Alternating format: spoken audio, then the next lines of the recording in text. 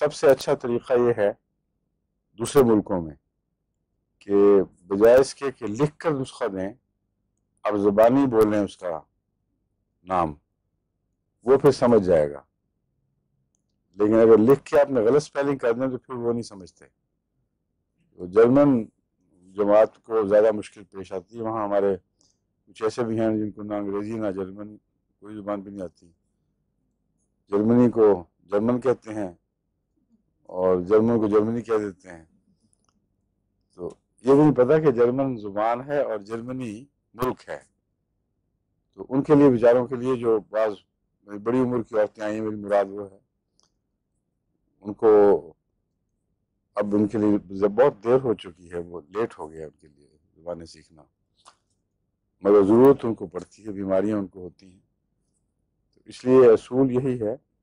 کچھ تو ہم کوشش کریں گے کہ سب دوائیں تفصیل سے سمجھا دی جائیں.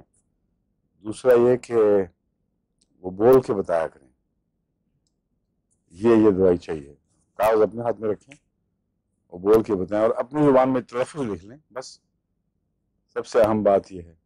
جب میں آرسنک کہتا ہوں تو ہر شخص اپنی زبان میں لکھ سکتا ہے جو بھی اس کی زبان ہے.